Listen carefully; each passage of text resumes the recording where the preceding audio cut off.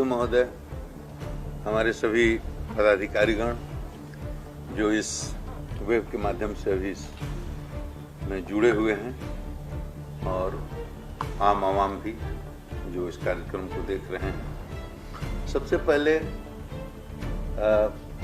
DGP बनने के पहले 6 महीना 8 महीना पहले से बिहार के करीब सारे जिलों में मैंने लगभग 200 से अधिक सभाएं की बिहार को नशा मुक्त बनाने के लिए, बिहार को शराब मुक्त बनाने के लिए, और हर जगह लोगों को ये समझाया कि नशा से क्या नुकसान है।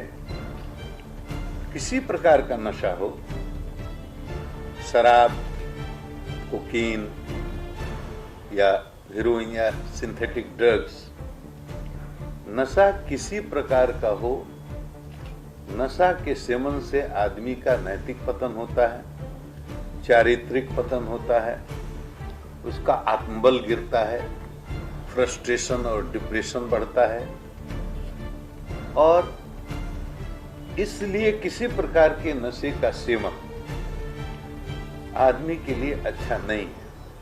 यही बात मैं समझाता था। अब ये बात किसी को समझाने की जरूरत नहीं है कि नशा करने से, शराब पीने से शरीर में हजारों तरह की बीमारियां होती हैं, आर्थिक नुकसान होता है, सामाजिक प्रतिष्ठा की हानि होती है, पारिवारिक जीवन तबाह होता है, बच्चों के संस्कार खराब होते हैं। ये सब बातें तो अनपढ़ भी जानते हैं और पढ़े लिखे जो विद्वान वो भी जानते हैं कि कोई नशा हो, चाहे शराब हो, ड्रग हो, किसी प्रकार का उसका सेवन करेंगे, शरीर कमजोर होगा और उसमें तरह तरह की, हजारों तरह की बीमारियां होती हैं, और उसके अलावा पैसे की हानि, आर्थिक हानि, सामाजिक प्रतिष्ठा की हानि, पारिवारिक जीवन में कलह, वो सब चीजें सब जानते हैं। लेकिन मैं एक दूसरी बात कह करके ये समझाता हूँ लोगों को। देखो, ईश्वर ने, मालिक ने, परवरदिगार ने, अल्लाह ताला ने सबको 2 बहुत बेशकीमती चीजें दी हैं। बहुत कम समय है, कम समय में आपको बताना चाहता हूँ, इसलिए कि जो सुन रहे हैं वो दूसरों को बताएं। आप जितने लोग सुन रहे हैं वो सब बुद्धिमान हैं, आपके लिए कोई नई बात नहीं बता रहा हूँ, आप सब इसको जानते होंगे, लेकिन मैं आपको इसलिए बता रहा हूँ कि आप दूसरों को बताएंगे, मेरी इस बात को आम जनता तक पहुँचाएंगे, लोगों में अवेयरनेस बिल्डिंग होगा। 2 चीजें बड़ी बेशकीमती हैं। जैसे हम जो दिखते हैं बाहर से, हमारा आउटर पर्सनालिटी है, लेकिन रियल जो इनर पर्सनालिटी है वो रियल पर्सनालिटी है। वो क्या है? तो मन और बुद्धि। तो क्वालिटी ऑफ माइंड और क्वालिटी ऑफ इंटेलेक्ट जैसा है वैसा ही हमारा व्यक्तित्व होगा। तो ऊपर से आदमी जो दिखता जैसा है, भीतर से भी वैसा हो ये जरूरी नहीं है। जिस तरह का उसका मन है, जिस तरह का इंटेलेक्ट की क्वालिटी है, वही उसका चरित्र है, वही उसका स्वभाव है, वही उसका असली स्वरूप है। तो शराब पीने से केवल शरीर नष्ट होता है या शरीर में बीमारी होती है, ये तो इसका बाह्य प्रभाव है जो सब देख सकते हैं, इस पर तो कोई बहस करने की जरूरत नहीं है। लेकिन एक बात लोग बहुत कम समझते हैं कि शराब या किसी प्रकार के नशा के सेवन करने से आदमी की बुद्धि नष्ट होती है, और जीवन के सारे निर्णय इसी बुद्धि से होते हैं, मन से या बुद्धि से। शरीर कर्मों का करता है, लेकिन शरीर को एक्शन में लाने वाला या तो आदमी का मन है या आदमी की बुद्धि है। और मन के द्वारा आदमी संचालित है, तो उसके निर्णय जितने होंगे वो डिफेक्टिव होंगे, उसमें दोष होगा।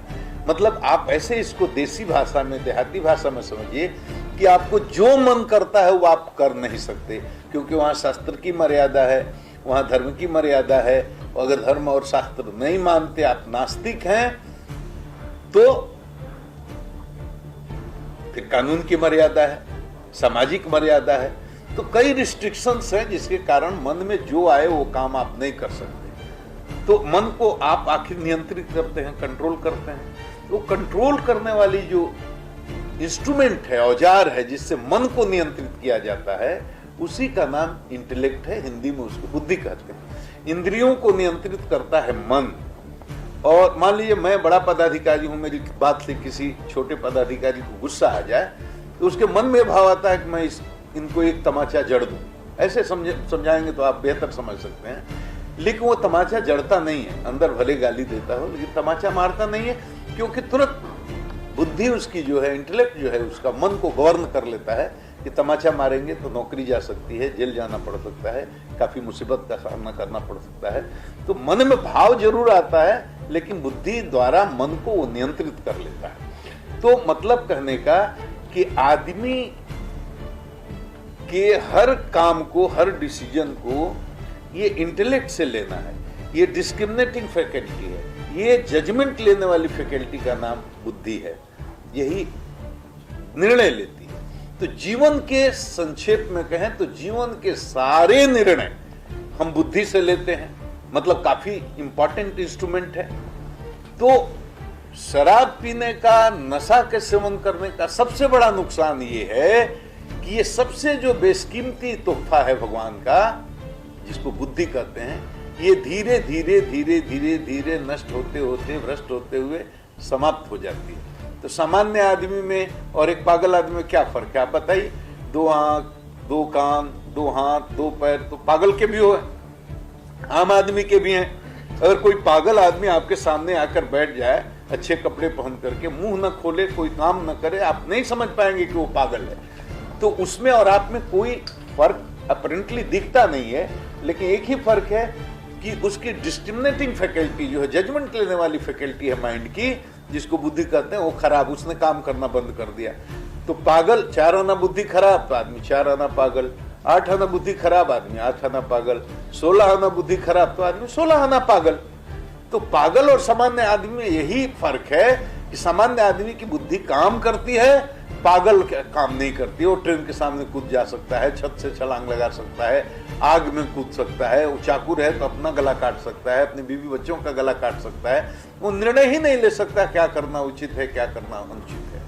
ये बुद्धि से निर्णय होते हैं और नशा का सेवन करने से धीरे धीरे ये बुद्धि कमजोर पड़ते पड़ते अंत में बिल्कुल ही भ्रष्ट होते होते खत्म हो जाती है। तो किसी भी स्मैकियर को देख लीजिए, किसी हीरोइन के जो आदती लोग हैं उनको देख लीजिए, कोई हैबिचुअल ड्रंकर, मतलब जो दिन रात शराब पीने वाला है, उसको देख लीजिए, उसके सामने बाप का, माँ का, सगे का, संबंधी का, लोग का, लाज का कोई लिहाज रह ही नहीं जाता, मतलब कुछ भी नहीं, वो कहीं भी दारू पी करके पड़ा रहता है, गिरा रहता है।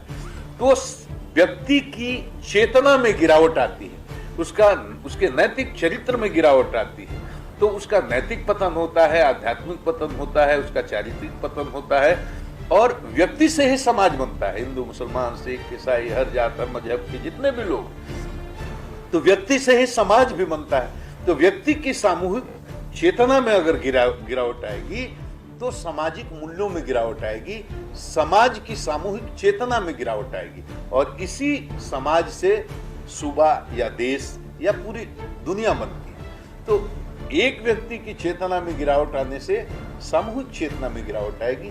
तो इसलिए नशा किसी प्रकार का हो, इसलिए इस्लाम में इसको तो बहुत ही वर्जित किया गया और सनातन में भी। तो नशा किसी प्रकार का हो, वो व्यक्ति के लिए किसी भी तरह से हितकारी नहीं है। उसके सबसे दूरगामी और सबसे खतरनाक ये परिणाम है कि आदमी को ये बुद्धि नष्ट करके मनजीवी बना देता है। बुद्धिजीवी किसको कहा जाता है? कभी गधे का विशेषण हो सकता है, किसी पशु का, पक्षी का, कीड़े का, मकोड़े का, पेड़ का, पौधे का, ये विशेषण नहीं है। बुद्धिजीवी केवल मनुष्य का विशेषण है। मनुष्य को ही कहते हैं ये बुद्धिजीवी हैं। बुद्धिजीवी माने जो बुद्धि के अनुसार जीता है, बुद्धि के अनुसार निर्णय लेता है, वो बुद्धिजीवी। और जो मन के अनुसार निर्णय लेता है वो है मनजीवी, मतलब पशु पक्षी ये जितने हैं, कीड़े मकोड़े, तो ये मन के अनुसार निर्णय लेते हैं। मन जो जब किया वो करेगा, उसके सामने कोई शास्त्र की मर्यादा नहीं, कोई धर्म की मर्यादा नहीं, कोई समाज की मर्यादा नहीं, कोई सामाजिक मान्यता परंपरा की मर्यादा नहीं, कोई कानून की मर्यादा नहीं। उस स्वतंत्र जो मन करेगा, जब करेगा, जैसे करे वो करेगा। लेकिन मनुष्य हम हैं तो हमको मर्यादा में जीना है, तो हम वैसे नहीं कर सकते। हमें अपने बुद्धि विवेक से निर्णय लेकर के चलना है। ये निर्णय लेने की क्षमता जो ड्रग एडिक्ट्स हैं या शराबी हैं, उनमें ये बुद्धि ही खत्म हो जाती है, निर्णय लेने की क्षमता ही नष्ट हो जाती है। तो आप ये भी समझिए। दूसरा ये कि पूरी दुनिया में नशा का अपराध से बहुत गहरा संबंध है।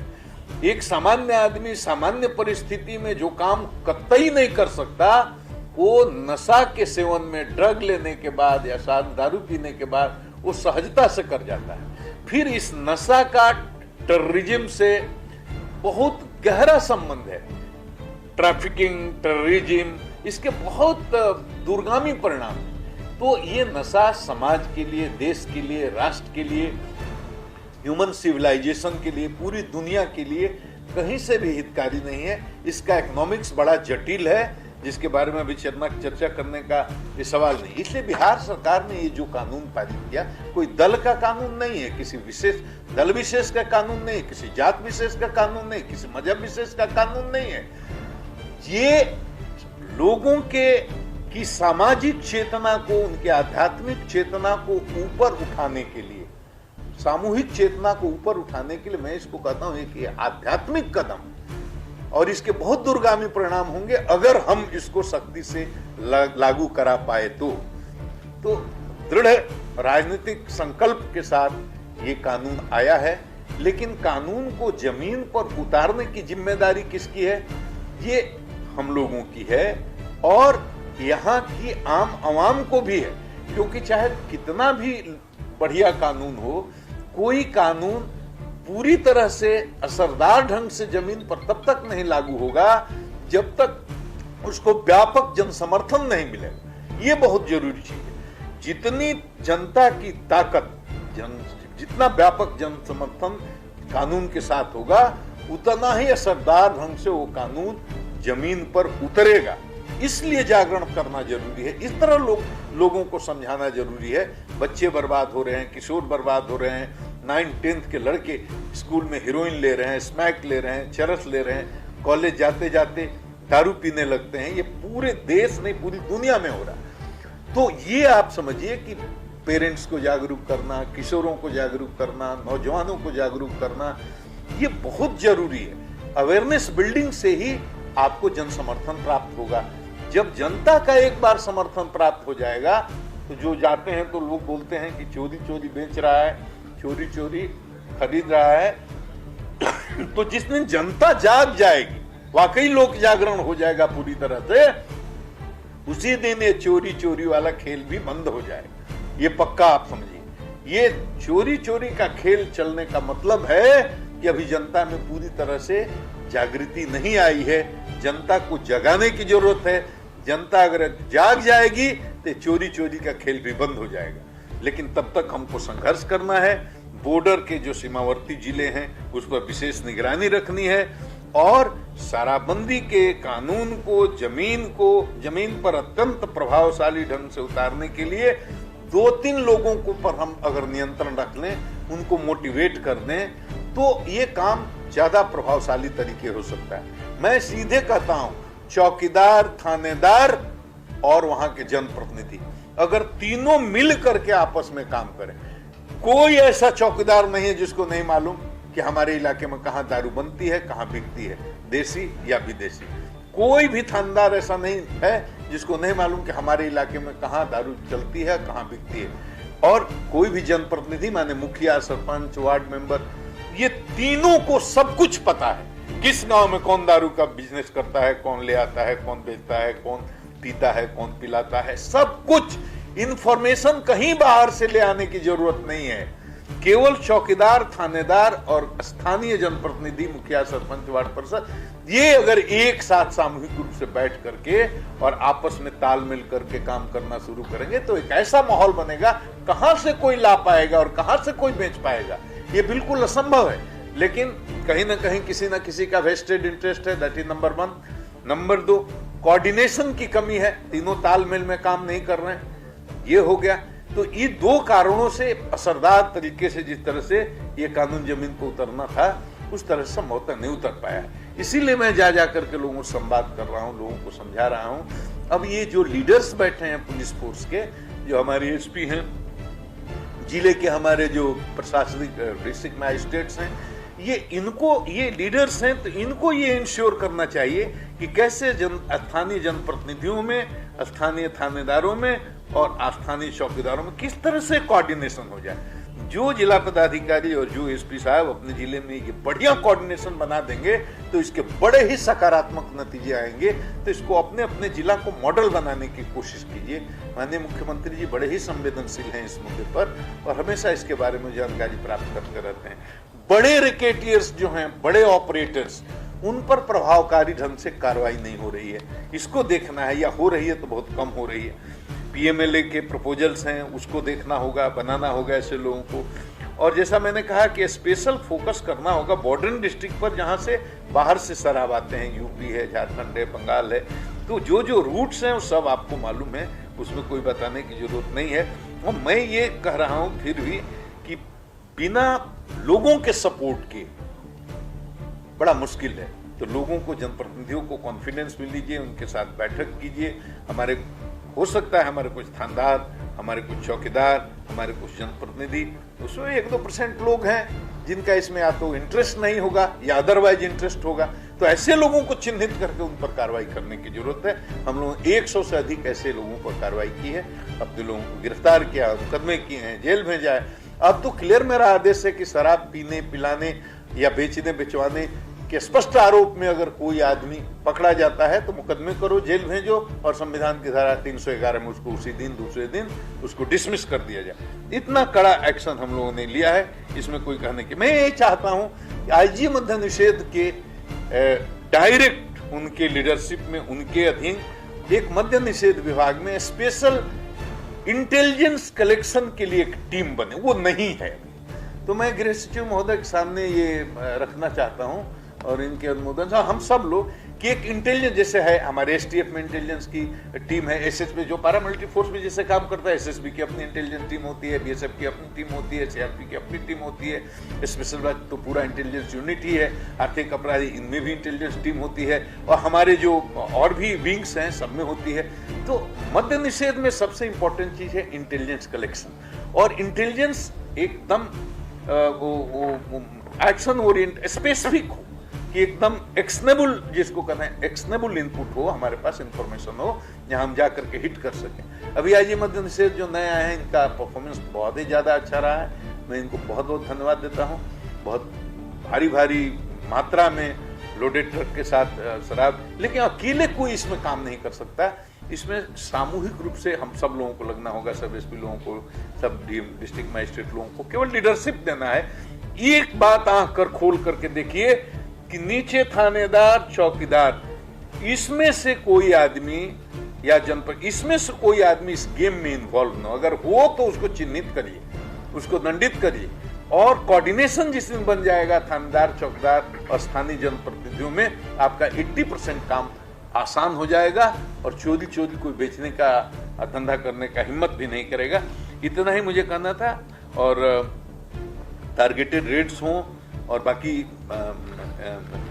स्पेशल ब्रांच के एडीजी यूके, उन्होंने विस्तार से कह दिया, इसमें कहने का ये नहीं है। लेकिन एक बात जान जाइए, ये आध्यात्मिक काम है, ये बड़ा पुण्य का काम है। शराब आदमी को बर्बाद करती है, समाज को बर्बाद करती है, देश को बर्बाद करती है, मनुष्यता खत्म कर देती है। मैं हृदय से इस मुहिम से जुड़ा हुआ हूँ, केवल ड्यूटी समझ कर मैं नहीं करता, मेरे हृदय के बहुत करीब है ये विषय। मैं चाहता हूँ इसको आप भी अपना मिशन बना करके काम करेंगे तो बहुत जल्दी इसके नतीजे आएंगे।